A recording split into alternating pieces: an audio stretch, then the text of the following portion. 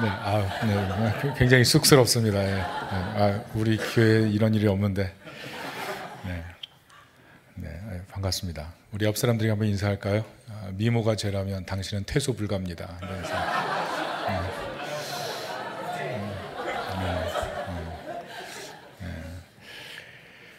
네, 오늘 말씀 전할 때 은혜가 있길 원하고요. 또 우리 여러 성도님들 앞에서 말씀 전하게 되어 영광이고 오직 성령께서 각 사람 마음을 움직여 주시기를 원합니다. 교회의 영광을 회복하라 이런 말씀으로 말씀 전하겠습니다. 한비자를 보면 상상이라는 그 한문 뜻을 풀이합니다.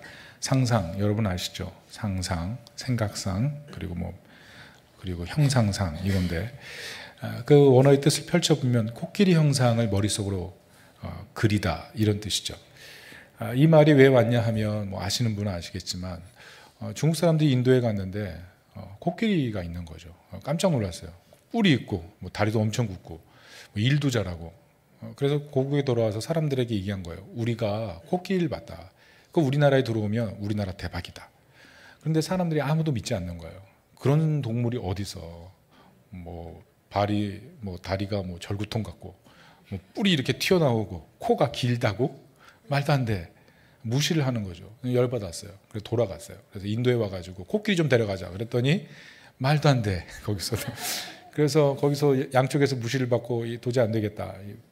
화가 난다. 그래서 고민하다가 코끼리 뼈는 가져갈 수 있다는 거예요. 그래서 코끼리 뼈를 다 모아다가 고객에 가서 사람들 앞에 펼쳐놓고 이게 코끼리야. 이렇게 설명하기 시작한 거죠. 그래서 사람들이 코끼리가 있구나. 그때부터 이해했다는 겁니다. 무슨 말이냐. 상상이라는 것은 어떤 거냐 하면 없던 것에서 하나가 툭 튀어나온 것이 아니라 사실을 기반으로 해서 무언가 실체가 나왔다. 이게 상상이라는 거죠. 본질적으로 이 코끼리 뼈라는 것이 없으면 어떻게 보면 몽상인 거예요. 왜냐하면 사실에 근거하지 않으니까. 그러나 만약 코끼리 뼈가 진짜 존재하는 것을 본 다음부터는 그때는 상상하기 시작하는 거죠. 어떻게 걷고 어떻게 움직이고 이런 것들을 꿈꾸게 된다는 거죠. 그렇게 볼 때 우리 신앙도 무엇이 필요할까요? 신앙적인 상상력이 필요한 거예요. 하나님이 어떤 분이신지, 내 인생을 위해서 어떻게 일하실지, 내 삶을 어떻게 이끌어 가시는지 이런 상상이 필요하다는 거죠. 상상. 우리가 성경을 읽어야 되는 이유가 뭡니까? 하나님에 대한 지식이 펼쳐져 있기 때문에 그래요. 성경을 읽다 보면 그 지식이 나로 하여금 상상하게 만들어요. 그래서 요한계시록 1장 3절에 예수님께서 친히 예언의 말씀을 읽는 자 복이 있다 하셨어요. 예언의 말씀을 읽는 자. 말씀을 읽을 때 상상하게 되거든요. 하나님 내게 하실 일들, 그것을 꿈꾸게 되거든요. 특별히 오늘 본문에 보면 성전 봉헌식입니다. 솔로몬 왕의 성전 봉헌식인데 이것은 우리로 하여금 교회는 어떤 곳이어야 되는가 이것을 상상하게 만들어요. 특별히 오늘 성전 봉헌식을 보면서 우리가 잘 느끼지 못하지만 좀 특징적인 것이 있습니다. 그것이 어떤 것이냐 하면 이 성전은 완공되기 전에 봉헌을 했다는 거예요. 이것을 어떻게 알 수 있냐 하면 열왕기상 8장에서 9장을 넘어가 보면 9장에서 뭐라 그러냐 하면 솔로몬이 성전과 왕궁 건축하기를 마쳤더라 이렇게 나오거든요. 그러니까 8장에 일어난 이 성전 완공식은 사실은 성전이 완공되지 못했을 때 솔로몬이 의도적으로 먼저 완공식을 했다는 거예요. 저를 보면서 목사님 무슨 말씀을 하시는 거예요? 지금 이런 눈빛이 있으신데 제가 말하는 건 아니고 신학자들이 그렇게 얘기해요. 근데 잘 보면 솔로몬이 성전을 지을 때 7년 그리고 왕궁 지을 때 13년이거든요. 긴 시간인데 그 긴 시간 동안 아마 솔로몬이 굉장히 성전 완공을 기다렸던 것 같아요. 그래서 신학자들이 아마 의도적으로 솔로몬은 이 9장 앞서 성전 봉헌식을 계획했을 것이다. 그래서 왜 그러면 그렇게 계획했느냐 하면 오늘 특별히 본문에서는 우리가 잠시 읽어보았지만 이 성전 봉헌식이 기간이 언제냐 하면 장막절이거든요. 장막절이 뭔지 아시죠? 이스라엘이 출애굽해서 광야에서 지내면서 하나님의 은혜를 기념하던 시간, 그게 장막절이잖아요. 물론 뭐 이렇게 얼기설기 나뭇가지로 집 짓고 지었던 그 시간을 기억하면서 이 가나안에 들어와서 그 은혜를 잊지 않기 위해서 보냈던 시간, 그게 장막절이에요. 근데 그 장막절의 의미가 뭐냐면 이 땅에 와서 비로소 안식을 했습니다 이거거든요. 그런데 솔로몬이 왜 의도적으로 이 장막절에 성전 완공식을 했냐 하면 아무리 가나안 땅이라고 할지라도 진정한 안식은 하나님의 품 안에 있습니다. 이 고백을 한 거예요. 성도들이 그것을 알길 원했다는 거죠. 이스라엘 백성들이 예배 드리면서 성전 완공식에 참여하면서 그것을 알길 원했다는 것입니다. 그래서 이 성전 완공식을 보면서 우리가 발견해야 될 것이 무엇이냐면 이 성전 완공식은 신약의 교회다. 이렇게 바라볼 수 있는 거예요. 신약의 교회. 교회가 가져야 될 힘이 뭐예요? 안식하는 거예요. 하나님이 이 땅의 최고의 안식입니다. 이 성전에서 그 안식을 누려야 돼요. 특별히 66절 보면 오늘 이 성전이 굉장히 초대교회와 유사한 모습이 있어요. 한번 같이 66절 읽어보겠습니다. 시작. 8절.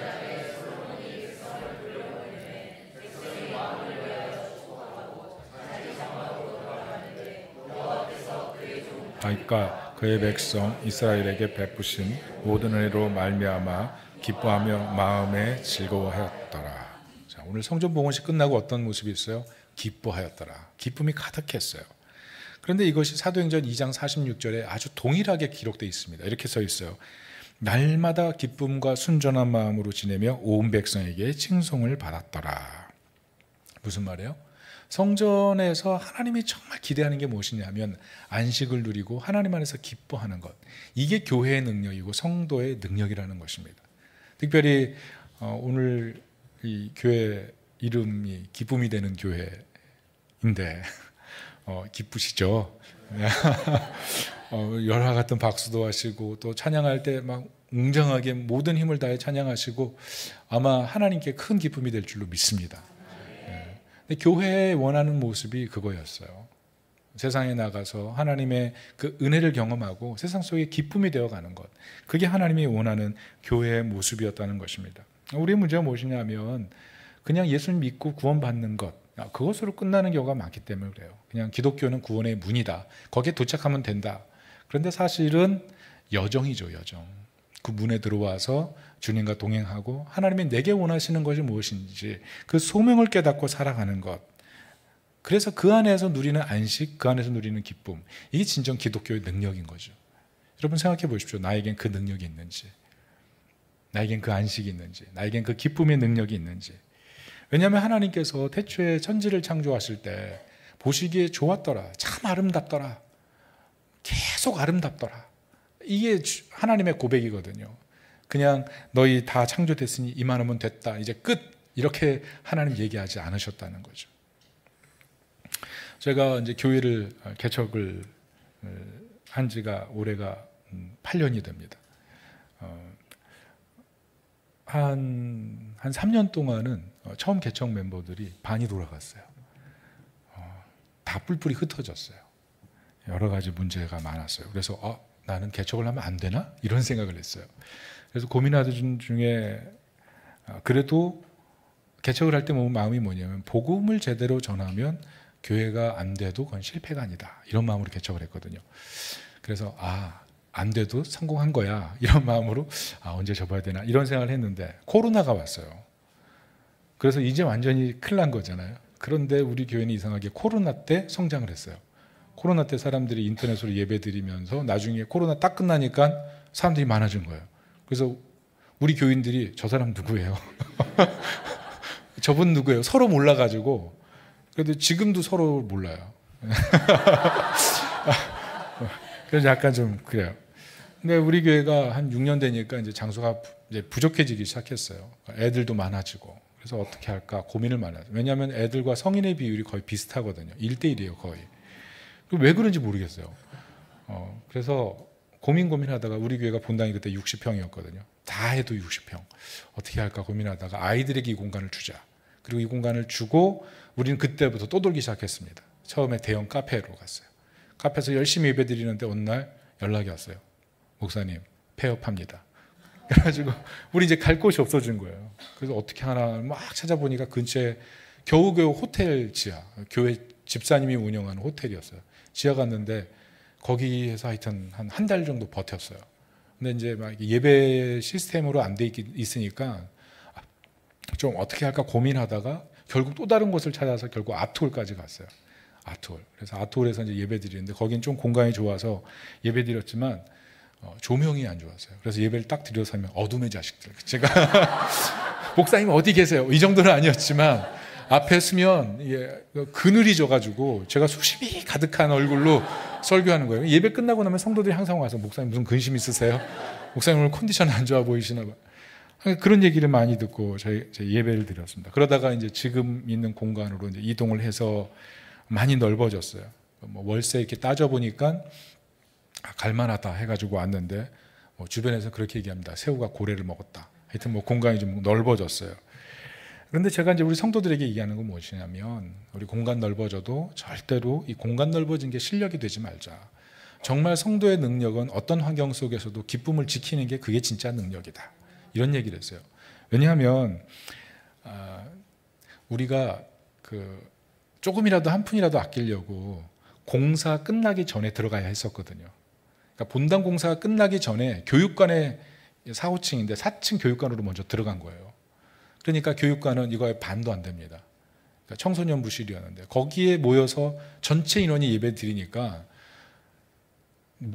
서로 모르는데 바로 옆에 앉아야 되는 거죠. 너무 부담스러운 거예요. 그런 분위기 속에서 예배 드려야 되니 제가 뭐라 그래야 되겠습니까? 여러분 장소가 비좁아도 이 비좁은 장소에 있어서 예배 드리면서 기뻐하는 것이 그게 진짜 실력입니다. 이렇게 설교할 수밖에 없었어요. 그런데 정말 성도들이 기뻐하더라고요. 비좁은 곳에 와서 또 장소도 넓어진 곳에서 참을만 하니까 참았던 것 같아요. 그리고 이제 예배 드렸는데 전 그런 생각이 있어요.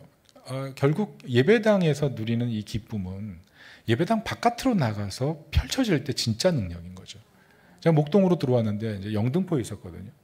영등포에 있다가 이제 목동으로 들어왔는데 목동은 제가 이제 사실 개척했던 그 공간은 인구가 한 2만 명 정도 되는 직장인들 많은 곳이에요. 그리고 젊은이들 1인 가구가 많아요. 그러니까 주일날 사람이 없어요. 평일날에는 거기 롯데가 있었기 때문에 엄청나게 몰리거든요. 근데 주일 되면 사람이 아무도 없어요. 저는 그곳에 갔어요. 아무도 없는 곳에서 조용히 목회하려고. 그냥 만영이죠. 그냥 거기서 제대로 복음 전하면 사람들이 몰릴 거야 이런 교만한 마음으로 사실 시작했는데 아무도 안 몰리더라고요. 그래서 이게 참 고민을 많이 하다가 목동으로 오게 된 거예요. 근데 목동은 인구 단위가 달라요. 한 8만 명 되는 거예요. 그러니까 딱 예배 마치고 나오면 길거리에 막 사람들이 막 계속 다니는 거죠. 얘기했어요. 예배당 밖을 벗어나서 그때부터가 실력이다. 여기서 기뻐하고 밖에 나가서는 그 기쁨이 배가 되는 모습으로 나가야 사람들이 우리 보고 은혜 받는다. 우리 얼굴이 은혜 되자. 그런 얘기를 계속했어요. 왜냐하면 장소 바뀌어서 맨 처음에는 장소 넓어졌다고 좋아하는데 나중에는 어떤 얘기하냐면 왜 우리 부서실은 없어요? 왜 우리 중보팀 기도실은 없어요? 이런 거 만들어주세요. 이런 얘기 들리기 시작하면 그런 장소를 얘기할 수도 없는 사람들이 있잖아요. 그리고 얘기하기 좀 힘들어하는 사람들은 그런 얘기 들으면서 마음 상하거든요. 그래서 교회가 기쁨의 공간이 아니라 대립의 공간이 될 수 있거든요. 그래서 장소가 넓어지고 장소가 바뀌는 것이 그것이 어떤 교회의 자양분이 되는 것이 아니라 어떤 곳에 있든지 하나님과의 대면을 통해서 하나님을 기뻐하는 마음이 교회를 건강하게 하고 그게 실력이다. 그런 얘기를 했던 거죠. 여러분은 어떻습니까? 여러분은 어떤 장소, 어떤 상황에 구애 없이 하나님과의 대면을 통해서 그게 능력인 것을 믿고 계십니까? 네, 그게 믿음이고 그게 실력인 거죠. 어떤 상황에도 불구하고 하나님 앞에 기쁨으로 예배할 수 있는 마음. 좀만 더 얘기하면 우리 교회는요. 예전에는 아톨 빌렸을 때는 계약을 했는데 분명히 주차장 계약을 했는데 계약을 하고 보니까 주차장이 없었어요. 그러니까 막 그 건물에 주차하려고 하는 사람들이 너무 많아서 우리 주차할 자리가 없는 거예요. 그래서 성도들에게 얘기했어요. 우리 주차할 자리가 없는데 우리가 양보하자. 그랬더니 성도님들이 처음에는 예스 하더라고요. 그런데 이 문제가 뭐냐면 우리 전에 있던 교회가 거기가 주차장이 근처에 있는데 그 교회에서 아톨까지 걸어오는데 10분 이상 걸려요. 그걸 감내하겠다는 거예요. 그래서 참 대단하더라고요. 제가 볼 때. 그래서 제가 굉장히 우리 성도들을 좋아하고 존경하게 됐어요. 제가 속으로 나만 잘하면 되는구나 이런 생각했어요. 나만 잘하면 내가 사고치지만 않으면 우리 교회는 되겠구나 이런 생각했어요. 또 그 장소가 어려웠던 게 뭐냐면 그 장소에 그 시간대만 빌리기 때문에 그 다음 시간에 들어오면 그 다음 시간이 있기 때문에 그 사람들이 우리 뭐 모임하고 있으면 들어오는 거예요. 목장 성경 공부하고 있는데 우르르 들어오는 거예요. 그러면 뭐 기도하려다가 우리 그만하고 갑시다. 막 해서 짐 싸갖고 나가야 되는 그런 구조인 거죠. 그분이 그러더라고요. 거기 이제 임대인이 교회가 들어온 뒤부터 너무 장사가 잘 된다고.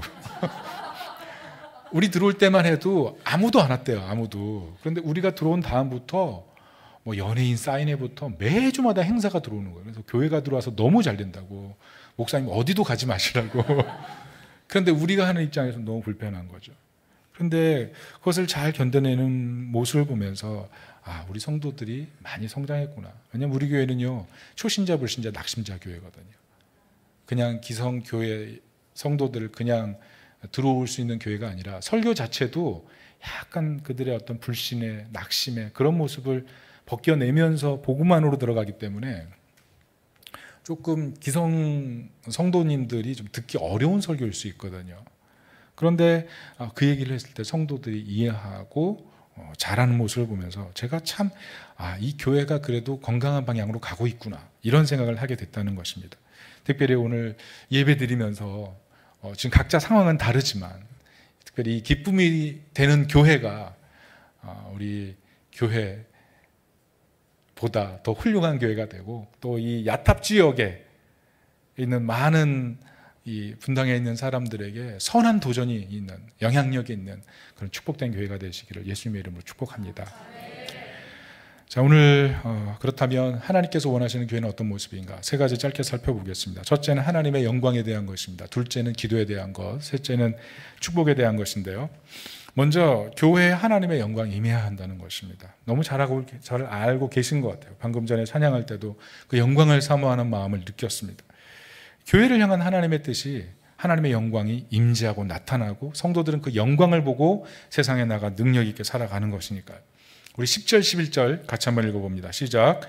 제사장이 성소에서 나올 때 구름이 여호와의 성전에 가득하매 제사장이 그 구름으로 말미암아 능히 서서 섬기지 못하였으니 이는 여호와의 영광이 여호와의 성전에 가득함이었더라. 청교도 목사님이신 커튼 매더라는 분이 그런 얘기를 했어요. 설교의 목적이 무엇인가?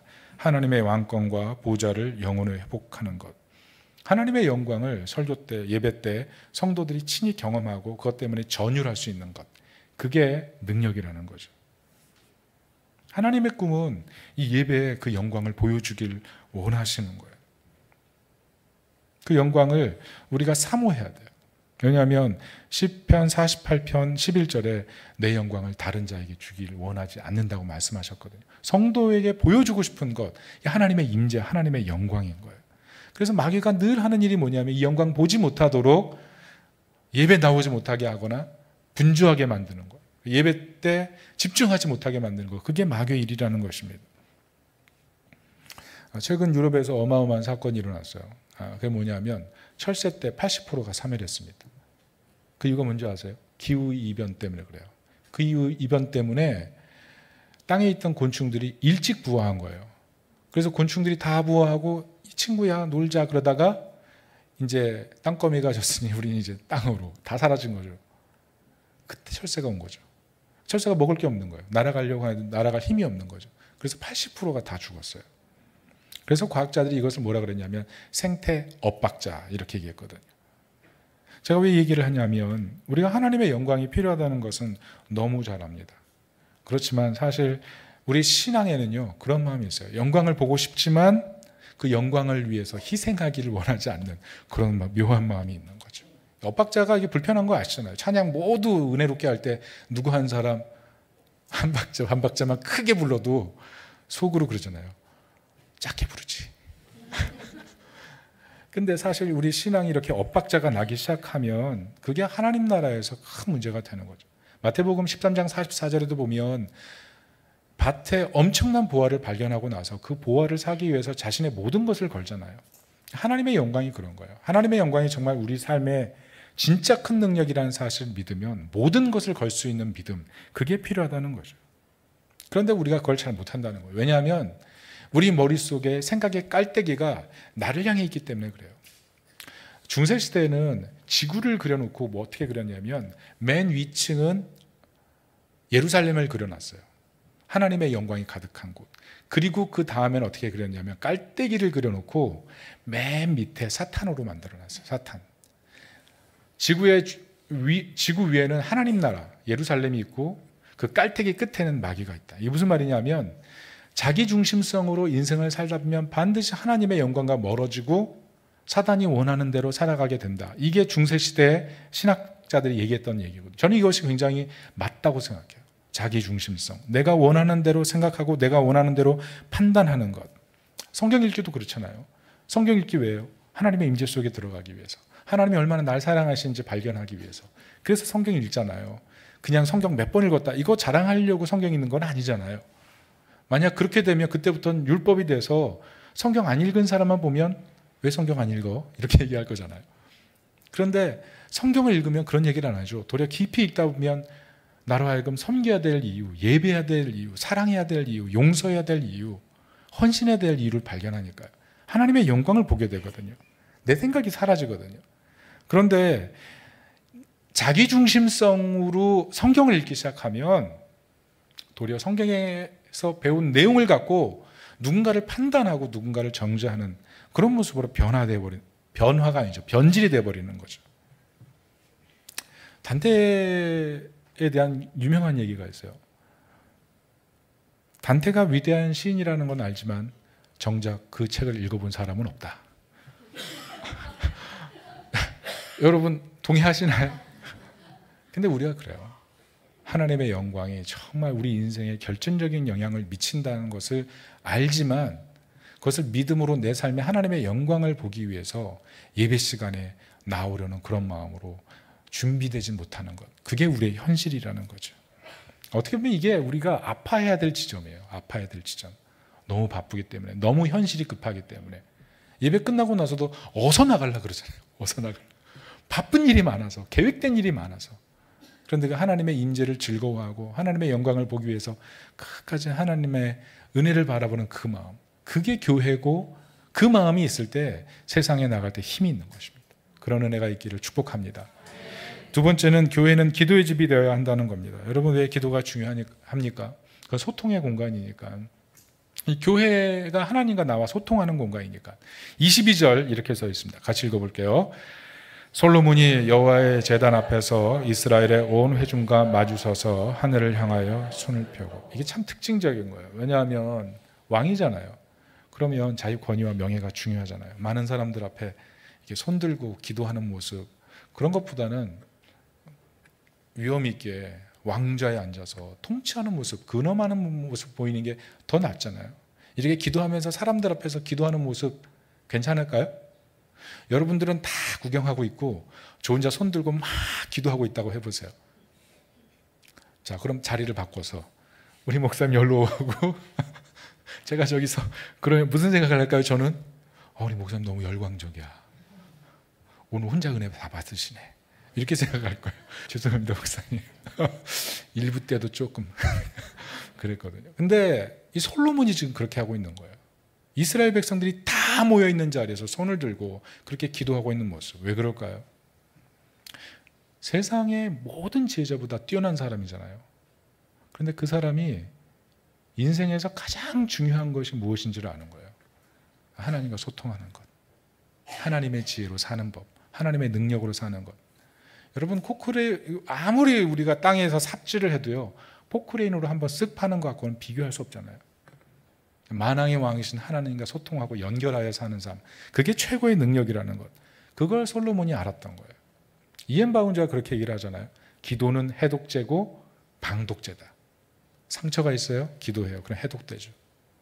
시험이 다가와요? 기도해요. 그럼 방독되잖아요.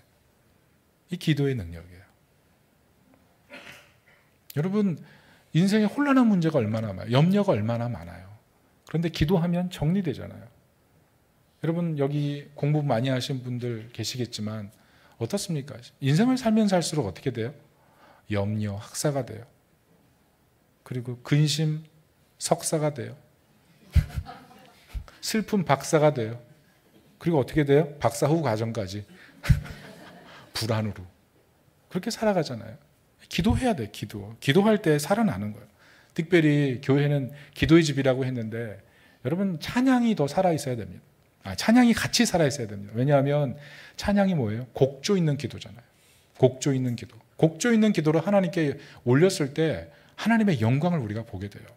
그 모습이 역대하 5장 13절인데요. 이렇게 써 있습니다.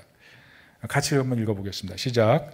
나팔 부는 자와 노래하는 자들이 일제히 소리를 내어 여호와를 찬양하며 감사하는데 나팔 불고 재금치고 모든 악기를 울리며 소리를 높여 여호와를 찬양하여 이르되 선하시도다 그의 자비하심이 영원히 있도다 하며 그때 여호와의 전에 구름이 가득하더라. 하나님의 영광이 가득했어요. 전심으로 하나님의 영광을 구하고 찬양할 때. 최근에 어떤 그 집사님이 저에게 어메이징 그레이스 그 찬양 영상을 보내줬어요. 가사 아시죠? 나 같은 죄인 살리신 주 은혜 고마워. 나 처음 믿은 시간 정말 감사합니다. 이 고백이잖아요. 그 영상에 보니까 서로 막 손잡고 부부가 너무 좋아서 찬양하더라고요. 친구들끼리 그 찬양이 너무 좋아서 손 올리고 찬양하고 어떤 분은 막 눈물을 흘리면서 찬양하고 서양 사람들이 부르는 그런 찬양이었는데 서양 사람도 감정 표현을 참 저렇게 하는구나 이렇게 생각하게 됐는데 여러분 우리가 그 찬양을 실제로 우리가 부를 때도 그런 감동이 있잖아요. 왜? 내가 처음 예수 믿은 게 기적이에요. 내가 교회 온 게 기적이에요. 인생에 굴곡이 많은데 지금까지 내가 잘 버티고 있는 것도 기적이에요. 왜 그렇게 생각해요? 영혼이 깨어나니까 그래요. 곡조 있는 기도로 찬양을 통해서 내 마음을 하나님 앞에 고백하는 순간 내 영혼이 깨어나서 하나님 앞에 내 영혼이 한 걸음 한 걸음씩 더 가까이 다가가기 때문에 이 찬양의 능력이 있는 거예요. 찬양에. 특별히 우리 기쁨이 되는 교회는 찬양이 참 은혜로운데요. 이 찬양이 더 살아있기를 예수님의 이름으로 축복합니다. 뿐만 아니라 이 찬양의 기도뿐만 아니라 회개의 기도까지 있어야 됩니다. 33절, 34절 같이 읽어봅니다. 시작.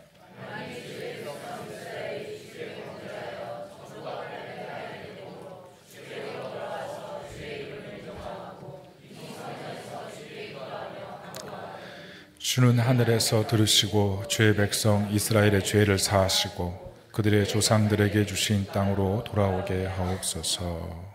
무슨 말이에요? 하나님, 우리가 범죄하였을 때 성전에 들어와 하나님 앞에 회개하고 고백하면 하나님 우리를 받아주십시오. 우리를 다시 살려주십시오. 회복시켜 주십시오. 자, 이 말을 반대로 바꿔보면 우리 신앙의 변화가 왜 일어나지 않는가? 왜 변질이 일어나는가? 고인물은 썩는다는데 그거 다 알면서 왜 이 구원의 문에만 머물고 하나님의 부르심, 주님과 동행의 기회를 왜 붙들지 않고 놔두는가? 그건 어떻게 보면 우리 삶에 하나님보다 더 중요한 우선순위들이 많아졌기 때문에 그래요. 분명히 예배 때 하나님의 영광을 찬양하고 마음을 다해 찬양하지만 우리 마음속에 하나님보다 더 사랑하는 것이 내 삶의 우선순위에 있기 때문에 그렇죠. 그래서 사실 이 부분이 하나님 앞에 고백되고 하나님 나를 긍휼히 여겨 주십시오. 뭐 다 아시겠지만 우상이라는 것이 막 뿔 달리고 뭐 이상한 형상을 가지고 섬기는 게 아니잖아요. 그냥 내가 좋아하는 것이 궁극적인 것이 된 거예요. 내가 좋아하는 것이 하나님보다 더 좋아지는 것, 그게 우상이죠. 그것 때문에 내가 그렇게 성취감을 느끼고 그것 때문에 내가 그렇게 인정감을 받고 그것 때문에 내가 어느 곳에 하든지 어깨를 필 수 있는 것, 사실 그게 우리 삶 속의 우상 아니겠어요? 왜? 하나님의 자녀로 살아가는 것이 사실 우리에게 가장 큰 안정감을 줘야 되잖아요. 가장 큰 기쁨을 줘야 되잖아요.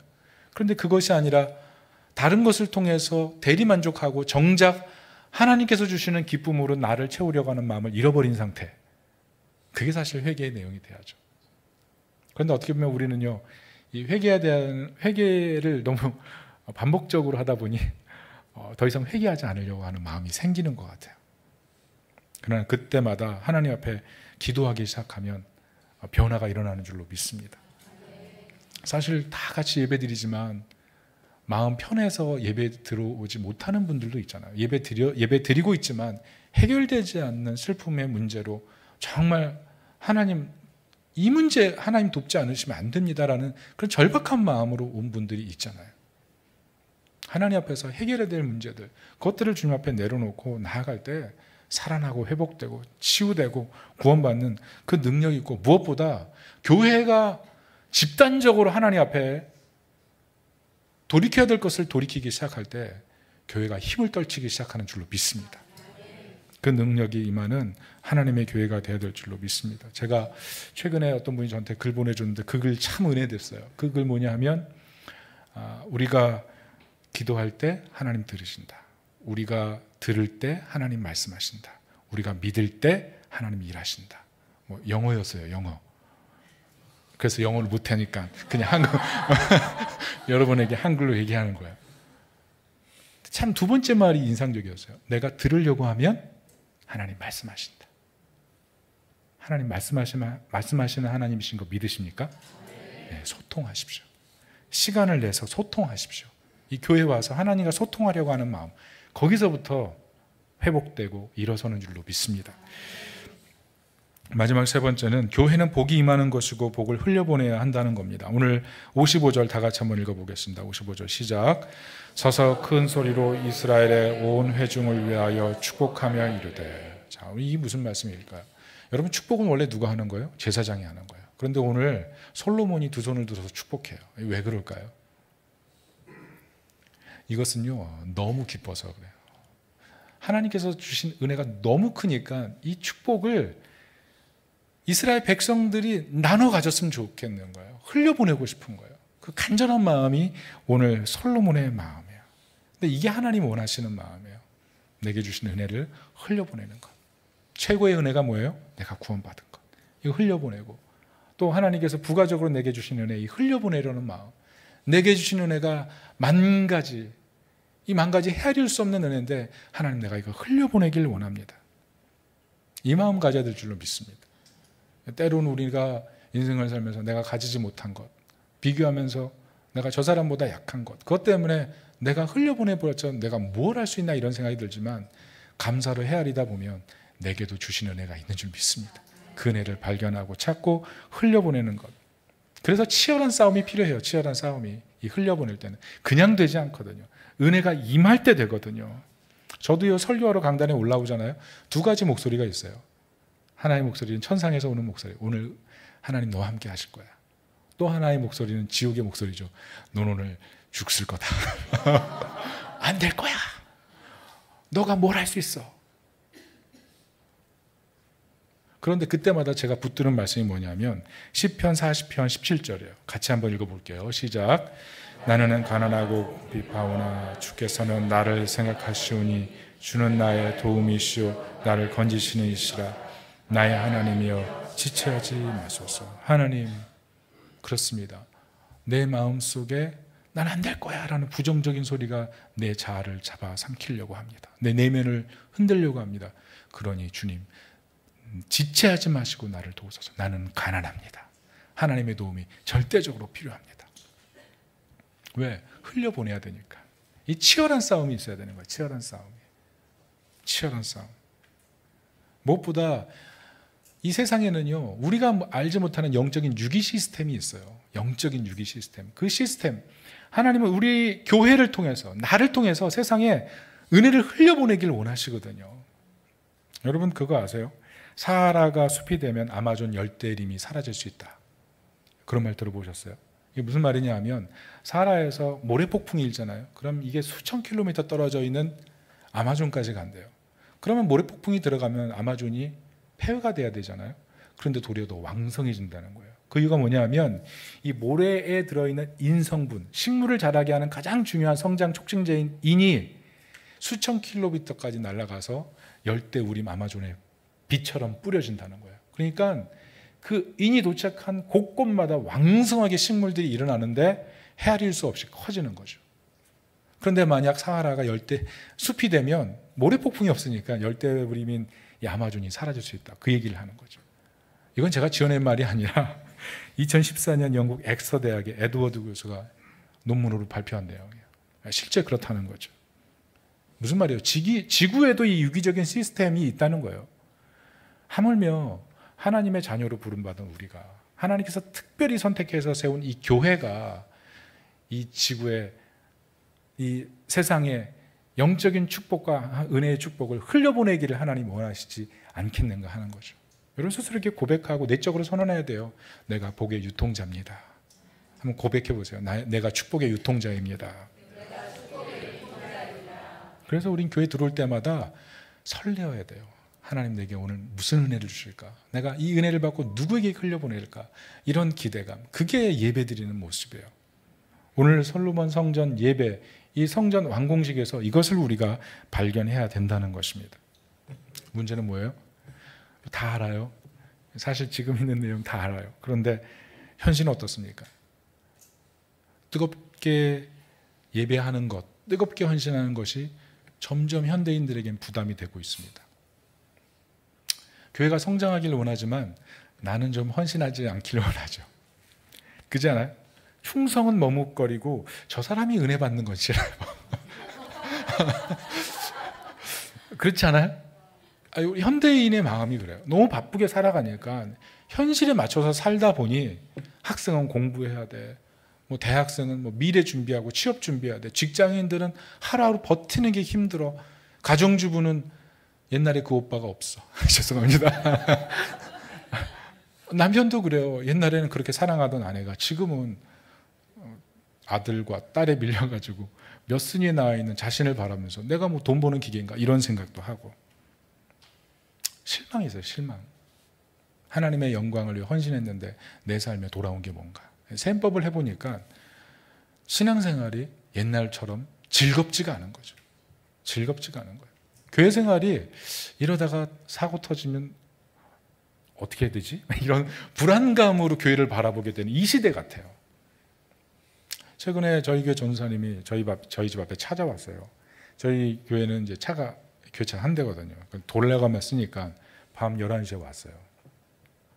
어떻게 줘야죠. 다음날 쓴다니까. 내려가서 차 키를 딱 주는데 그때 이제 아파트 앞이니까 사람들이 막 다니잖아요. 근데 그분이 저를 보더니 너무 반가웠나 봐요. 그 밤에 목사님 하고 부르는데 제가 순간 그분을 잡고 다른 곳으로 막 뛰어갔어요.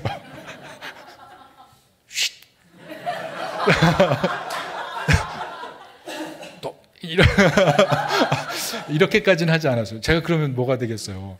근데 그 순간 내가 왜 이러고 있지? 왜 내 마음이 이럴까? 이런 생각이 들어보니까 오늘날 사람들이 교회를 보는 눈길이 너무 안 좋은 거예요. 옛날 목사님 하면 막 그래 이랬는데 지금 목사님 부르면 뒤도 쳐다보지 않고 그냥 앞으로 가면서 정말 날 찾는 사람이면 내 옆에 오겠지. 지금 이렇잖아요. 여러분 중학교 복음화율이 5%예요. 청소년들 신앙생활하는 거 정말 어렵습니다. 지금 아무도 안 믿는다고 보시면 돼요. 대학 캠퍼스 한 과에 40명 있는데 그중에 예수님 제대로 믿으면 반 안에서 걔 뭐라 그러죠? 컬트로 생각해요. 이상한 건 믿는 애 아니야. 다 쥐 죽은 듯이 바퀴벌레처럼 숨어가지고 신앙생활 겨우겨우 하면서 버텨내거든요. 세상을 믿음으로 살아가는 게 만만하지가 않은 거예요. 우리 교회 집사님이 그래요. 저한테 목사님 생각보다 현실이 너무 치열합니다.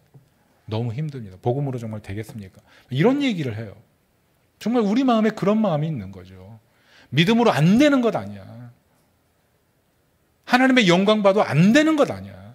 이런 실망감, 그게 우리를 위축시켜서 기쁨의 능력, 세상에 나가서 살아가는 성도의 능력,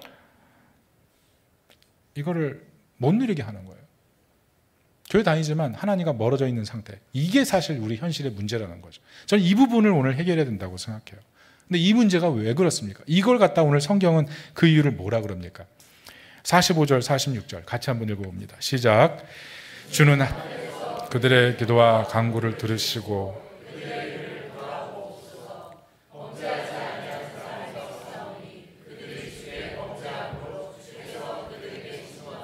무슨 말 하는 거예요? 죄의 문제라는 거예요. 죄가 사로잡고 있기 때문에 교회가 그렇게 힘이 없어지고 성도들이 힘이 없어진다는 거예요. 어떻게 보면 죄가 이런 얘기 불편할 수 있어요. 목사님 왜 강사로 오셔서 죄 얘기를 하십니까? 이럴 수 있어요. 저 목말라가지고 물 먹는 이유도 다 그래요. 낯설어가지고. 그런데 오늘 본문을 보시면 우리가 정말 충격적인 게 뭐냐면 이 성전 봉헌식에서 하나님의 영광을 높이고 기도하고 성전의 구름이 가득하게 헌신했던 솔로몬이 이스라엘을 멸망시키는 주범이 되잖아요. 여러분, 우리가 솔로몬이 어떻게 이럴 수 있어 이렇게 얘기할 수 있거든요. 이스라엘 사람들이 가장 싫어하는 사람이 누구냐면 솔로몬이에요. 솔로몬 때문에 우리나라가 이렇게 약해졌다, 이런 생각이 있거든요. 그런데 생각해 보세요. 그 지혜자가 실패했다면 우린 모두 다 100% 실패해요. 사실 죄라는 문제가 부담스럽지만 우리 모두 그 안에 이미 살아가고 있어요. 그 안에 벗어날 수가 없어요. 어떤 분은 잘하는 분들이 있어요. 정말 잘하는 분들이 있는 것 같아요. 제 주변에도 보면 정말 성도님인데 제가 존경할 만큼 그런 분도 있고요. 믿지 않는데 예수님 믿는 사람보다 더 착한 사람도 있어요. 저 사람은 왜 구원 못 받을까? 저 사람 구원 받았으면 좋겠다, 이런 생각 드는 사람들이 있잖아요. 없으세요?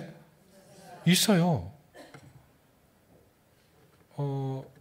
최근에 여러분 당근 아십니까? 당근 중고마켓? 제가 당근을 하거든요. 당근을 해요. 그래서 어쩌다 분위기 좋으면 전도해요.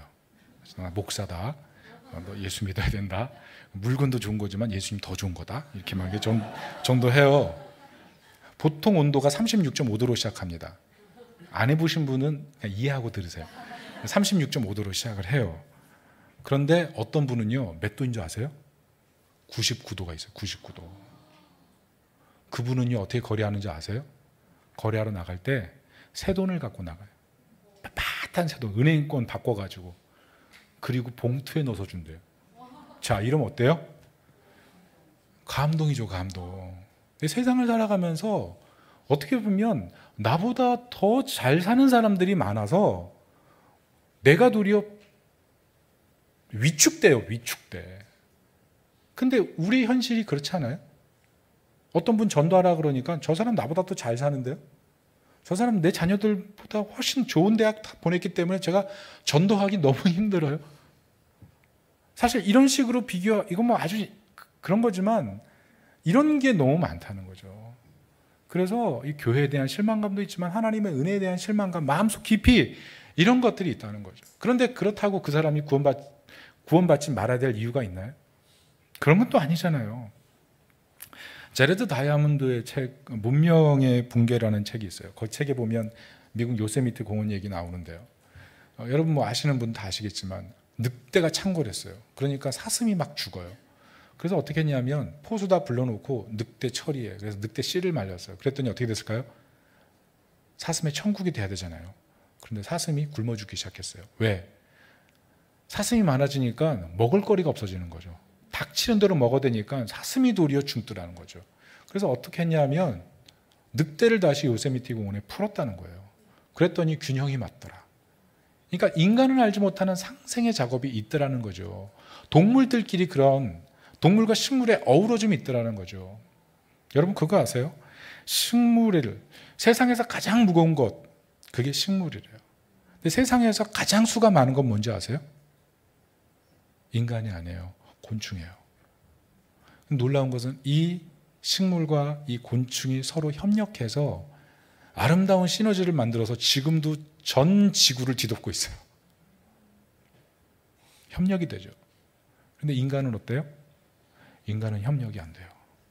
협력이 안 돼요. 잘 협력이 안 돼요. 심지어 자연을 파괴하죠. 최근에 카톨릭에서 그런 얘기를 했어요. 인간의 원죄 중에 하나가 생태적 죄다. 생태적 죄가 뭐냐면 자연을 파괴하는 죄. 내가 아무리 잘 산다고 하고 저 사람이 아무리 깨끗한 사람인 것 같고 나보다 괜찮은 사람인 것 같아서 저 사람 전도할 필요 없다고 생각될 만큼 그런 사람이 있어도 성경의 원리로 보면 그 사람은 적어도 생태적 죄가 있는 사람. 그렇게 따져보면 누구예요? 모두 다 구원받아야 될 사람이에요. 모두 다 그 사람들은 다 축복이 흘러 들어가야 될 사람들이라고요. 그런데 우리는 어떻게 사냐면 우리에게 닥쳐진 이 상실의 문제 때문에 아무것도 못하는 그런 상태가 되어 있다는 거죠. 그래서 제가 오늘 본문에서 말씀드리고 싶은 것은 이게 회복돼야 된다는 것입니다. 이것을 회복해야 된다는 것이에요. 이것을 회복할 때 진짜 하나님의 영광, 진짜 하나님과의 소통, 그리고 하나님께서 주신 이 축복을 흘려보내는 영광스러운 삶을 살게 된다는 것입니다. 자, 이게 어떻게 가능할까요? 어떻게 가능할까요? 어떻게 우리는 기쁨으로 살아갈 수 있을까요? 정답은 그겁니다. 예수님께서 우리의 실망을 회복시키기 위해서 대신 죽으셨다는 거예요. 그래서 우리 안에 오셔서 우리로 하여금 하나님의 성전이 되어서 하나님의 영광 임하게 하고 하나님과 소통되게 하시고 하나님의 은혜의 통로가 되도록 우리를 계속 이끌어 주신다는 거예요. 이것이 촉각적으로 와닿지 않는다면 설명을 해드릴게요. 제가 앞에 계신 한 분에게 지금 제 주머니에 있는 신라호텔 뷔페권을 한 장 드리겠습니다. 지금 얼마죠? 한 20만 원 정도 할 겁니다. 감동이 없으시네요. 그럼 2장 드릴게요. 3장, 4장, 5장. 아니, 전 교우들에게 다 드릴게요. 복음은요, 이거보다 더 훌륭한 얘기예요. 우리가 하나님 자녀가 된 거잖아요. 여러분, 우리가 현실에 살면서 현실의 상실감이 사실 우리로 하여금 복음의 크기를 잊게 하고 상실감에 너무 집중되어 있기 때문에 우리에게 주신 하나님의 은혜의 크기를 너무 작게 보고 있는 거예요, 사실은. 복음은요, 우리를 위해서 하나님의 아들이 세상에 오셔서 우리를 하나님의 자녀로 바꾸기 위해서 대신 생명을 바친 사건이에요. 그게 어떻게 가능해요? 내 자녀를 대신 희생시킨다고? 군대도 빼려고 그러는 판에. 일어날 수 없는 일이 우리 삶 가운데 일어났고 우리 자신이 어떻게 하나님께 용납될 수 있어요? 그런데 하나님이 내 안에 임하신 거잖아요. 이게 놀라운 사건이에요. 이걸 갖다가 신학적으로 칭의라고 그래요. 칭의. 로마서 3장 23절, 24절 우리 한번 읽어보겠습니다. 같이 읽어보겠습니다. 시작. 모든 사람이 죄를 범하였음에 하나님의 영광에 이르지 못하더니 그리스도 예수 안에 있는 속량으로 말미암아 하나님의 은혜로 값없이 의롭다 하심을 얻은 자 되었느니라. 그리스도의 죽음으로 우리가 하나님의 자녀로 전격적으로 완전히 입양되고 우리는 하나님께서 주시는 모든 축복, 모든 영광, 모든 소통, 모든 은혜를 누리는 사람이 이미 된 거예요. 믿으십니까? 이게 복음의 약속이에요. 이미 우리는 그 영광 안에, 그 은혜 안에, 그 소통 안에, 그 축복 안에 걸어다니는 성전이 된 거예요. 걸어다니는 성전. 이게 복음의 약속이에요. 이게 칭이에요. 이게 칭이. 어떤 손자가 자기 할머니에게 그랬대요. 할머니, 저를 버리실래요? 저를 버리실 건가요? 이렇게 물어봤대요. 왜 그러냐 하면 친손자인 줄 알고 키웠는데 알고 보니 자기 아들의 자녀가 아닌 거예요. 충격받았어요. 좀 닮지 않았다 싶어가지고 검사했더니 이걸 웬걸. 집안이 뒤집어졌어요. 어느 날 손자가 그걸 들었어요.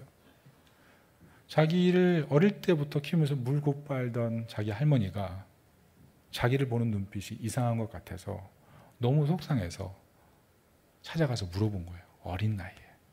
할머니, 나를 이제 버리실 건가요? 할머니가 뭐라고 말해야 되죠? 여러분, 우리 인생을 살면서요, 이런 일들이 많습니다. 버림당하고, 버리고, 용서하고, 용서하지 못하고.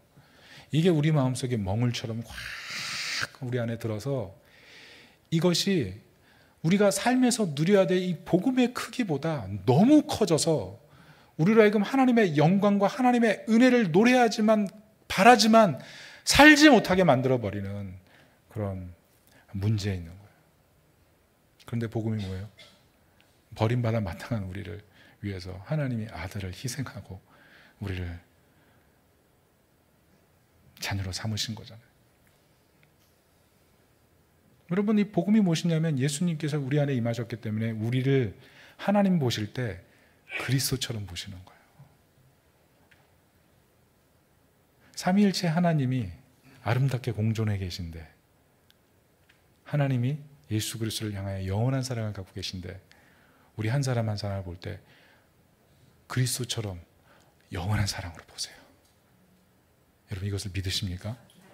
여기서 회복되는 거예요. 그래서 우리가 해야 될 일은 이 상실의 문제를 해결해야, 영광을 보고 상실의 문제를 해결해야 소통 제대로 앞으로 더 기도하고 상실의 문제를 해결해야 날 축복을 유통하는 것이 아니고, 우리가 이미 받은 이 복음의 능력이 너무 풍성하기 때문에 이 안에 거할 때 내 삶에 상실이 계속 존재한다 할지라도 이 능력이 우리를 하여금 세상을 다르게 살게 하는 것인 것을 믿으시기 바랍니다. 우리가 이 복음의 능력 안에 있는 거예요. 아들의 희생, 그 희생이 우리로 하여금 삶의 방식을 바꾸게 만드는 거예요. 우린 이 예배당을 문을 열고 나가면 또다시 상실을 경험할 수 있어요.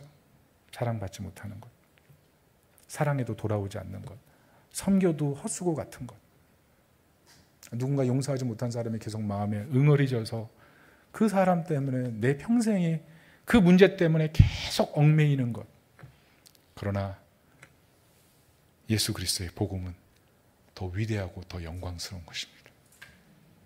그 안에 거하면서 하나님의 영광을 보시고 하나님과 다시 소통을 시작하시고 나를 사랑하신 그 사랑을 생각하면서 내가 비록 아무것도 가진 것이 없는 자 같으나 모든 것을 가진 자라는 믿음 때문에 흘려보낼 수 있는 그런 하나님의 은혜가 있기를 예수님의 이름으로 축원합니다.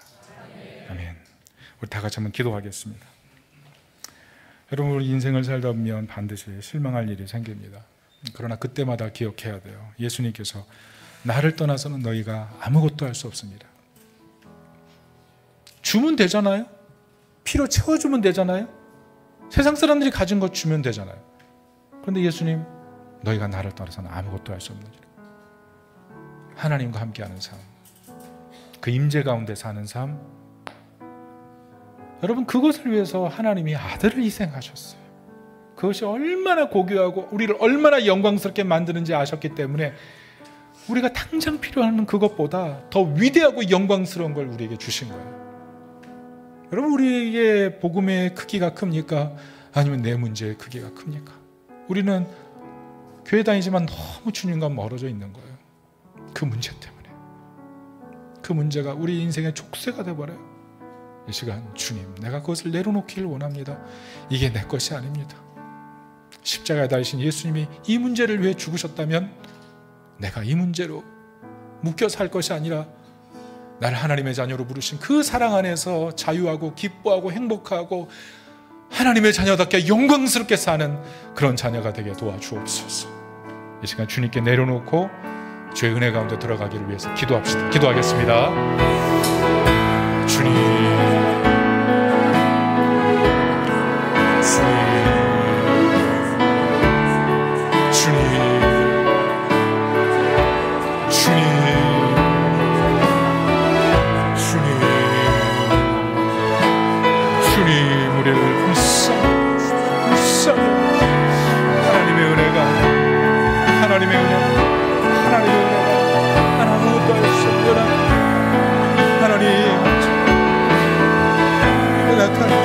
그러나 그 문제만을 바라보고 복음의 영광스러움, 그 풍성함과 그 위대함을 바라보지 아니하고 내 삶에 일어났던 그 문제 때문에 한 발자국도 못 나가는 우리의 모습을 불쌍히 여겨주시고 이 시간 주님 앞에 그 문제를 주님 앞에 고백하며 내려놓기를 원합니다. 내 문제가 이것입니다. 내 아픔이 문제가, 내 상처가 이것입니다. 그러나 그 어떤 상처와 그 어떤 아픔과 그 어떤 부족함도 주님의 은혜의 크기와 비교할 수 없습니다. 주님, 내가 오늘 예배를 통하여 그리스도 예수께서 날 위해 죽으신 그 사랑, 아들을 희생하신 아버지 하나님의 사랑, 나와 같은 죄인에게 성령님이 와서 하나님의 자녀로 살게 하시는 그 은혜의 풍성함을 마음 깊이 감사하며 깨닫고 그 능력에 붙들려 살아가길 원합니다.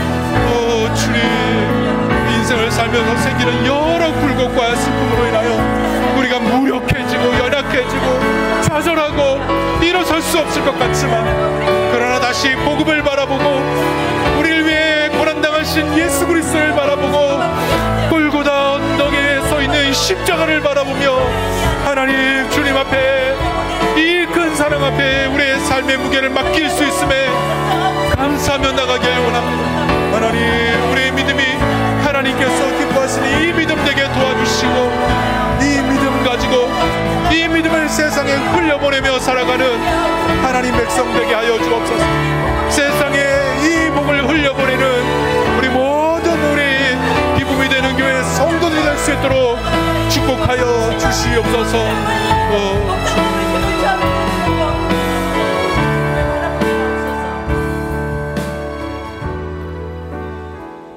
내 삶의 상실의 문제의 크기를 발견하고 아무것도 못했던 삶의 걸음에서 이제는 예수 그리스도께서 이 땅에 오셔서 우리를 위해 이루신 이 복음의 위대함 앞에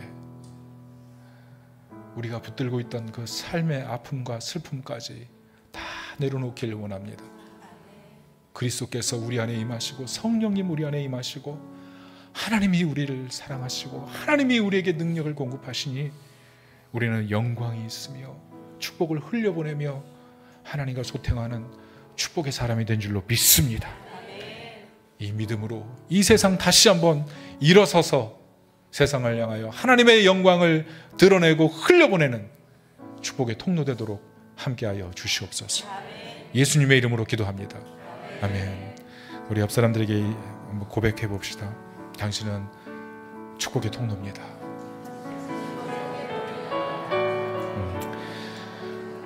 내게 주신 그 은혜를 세상 속에 흘려보내리라, 이런 마음을 가지고 우리 오늘 찬양하도록 하겠습니다.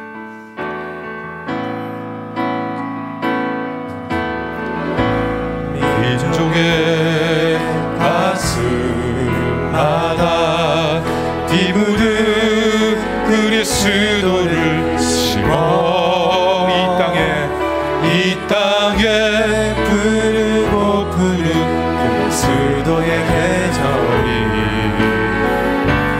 오게 하소서. 오게 하소서.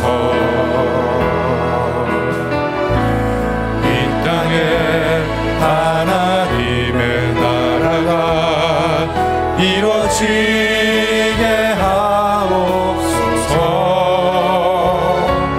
모든 사람의 마음과 교회와 가정에도 하나님 나라가 임하게 하여 주소서. 주의 청년들이 예수의 꿈을 꾸고 인류 구원의 환상을 보게 하소서. 한 손에 복음 들고 한 손에 사랑을 들고 온 땅 구석구석 누비는 나라 되게 하소서. 이 축복을 흘려보내길 원하는 분들 일어서서 찬양하겠습니다. 민족의 가슴마다 민족의 가슴마다 뒤묻은 그리스도를 심어 이 땅에 부르고 부른 그리스도의 계절이 오게 하소서. 오게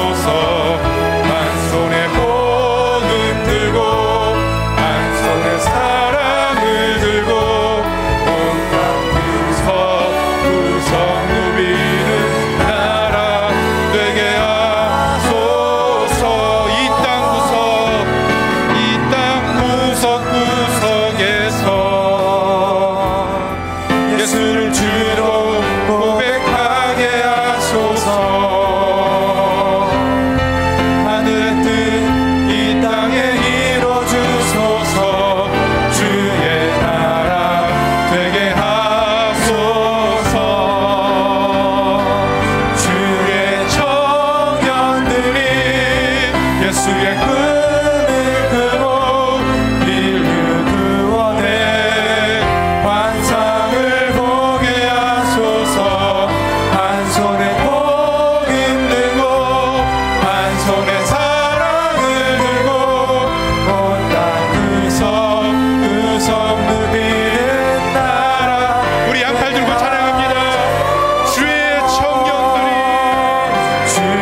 청년들이 예수의 꿈을 꾸고 인류 구원의 환상을 보게 하소서. 한 손에 복 힘들고 한 손에 사랑을 들고 온 땅 구석 누비는 나라. 우리 간절하게 다시 한번 찬양합니다. 주의 청년들 예수의 꿈을 꾸고 인류 구원의 환상을 보게 하소서. 한 손에 복 힘들고 한 손에 사랑을 들고 온 땅 구석 누비는 나라. 우리 간절하게 마지막으로 다시 한번 찬양 올려드립니다. 주의 청년들 주의 청년들이 예수의 꿈을 꾸고 인류 구원의 환상을 보게 하소서. 한 손에 복 힘들고 한 손에 사랑을 들고 온 땅 구석 누비는 나라 되게 하소서.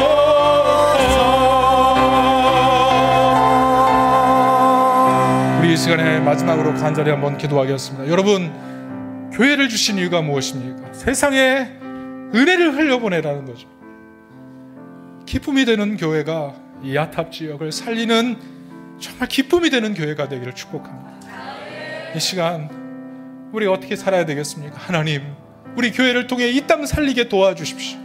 특별히 청소년 복음화율 5%입니다.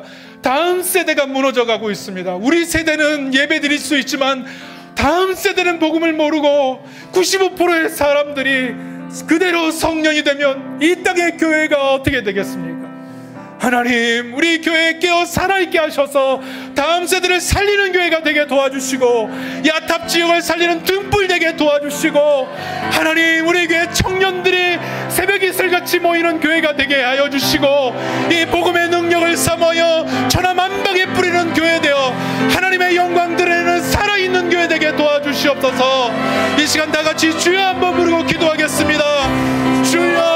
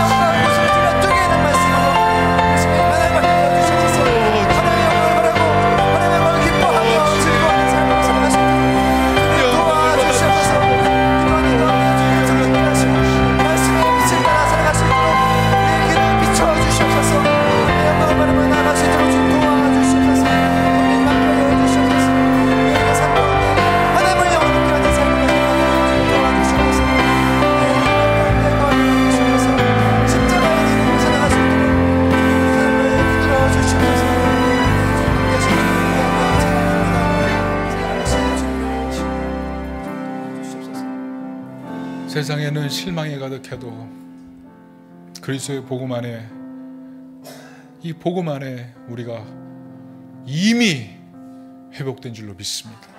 이 믿음 안에서 세상에 여전히 상실감에 시달리는 수많은 영혼들을 품어내서 그 영혼들을 살려내는 우리 기쁨이 되는 교회 되도록 축복하여 주시옵소서. 지금은 우리 주 예수 그리스도의 은혜와 하나님의 사랑과 성령의 교통하심이 오늘 말씀 붙들고 교회의 영광을 회복하여 세상에 은혜의 복음의 유통자가 되기를 소망하는 이 자리에 계신 모든 하나님 백성들 머리 위에 지금부터 영원토록 함께 계실지어다. 아멘.